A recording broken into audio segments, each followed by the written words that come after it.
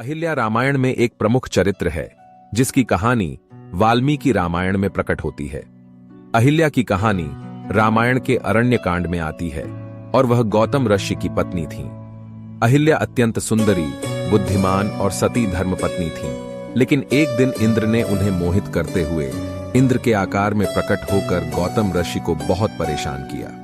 गौतम ऋषि जान गए कि अहिल्या को मोहित करने के लिए कोई दूसरा शक्तिशाली दैत्य या देवता ही हो सकता है। उन्होंने अहिल्या को शाप दिया कि वह पत्नी के रूप में विराट शिला, एक पत्थर बनकर रहेगी और तब तक वहीं रुकेगी जब तक कि भगवान राम उन्हें छुड़ा न ले। इसके बाद अहिल्या शिला रूप में रहने लगी और जब तक कि भगवान राम और उनके भक्त हनुमान अरण्य में नहीं आए वह वहीं रुकी रही। एक दिन भगवान राम, सीता और लक्ष्मण अरण्य में यात्रा कर रहे राम और लक्ष्मण ऋषि विश्वामित्र के साथ मिथिलापुरी के वन उपवन आदि देखने के लिए निकले तो उन्होंने एक उपवन में एक निर्जन स्थान देखा।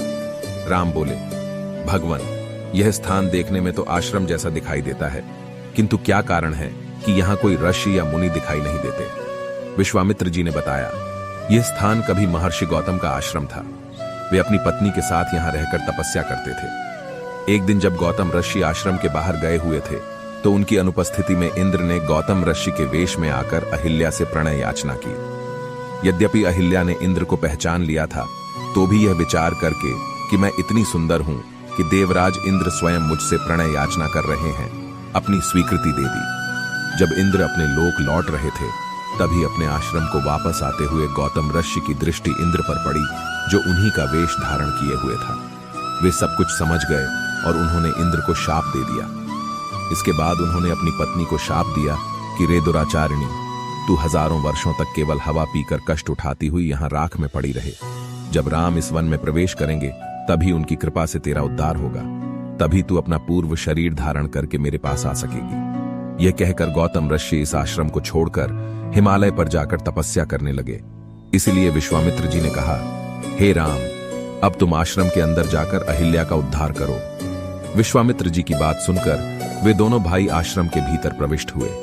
वहां तपस्या में निरत अहिल्या कहीं दिखाई नहीं दे रही थी, केवल उसका तेज संपूर्ण वातावरण में व्याप्त हो रहा था। जब अहिल्या की दृष्टि राम पर पड़ी तो उनके पवित्र दर्शन पाकर एक बार फिर सुंदर नारी के रूप में दिखाई देने लगी। नारी रूप में अहिल्या को सम्मुख पाकर राम और लक्ष्मण ने श्रद्धापूर्वक उनके चरण स्पर्श किए।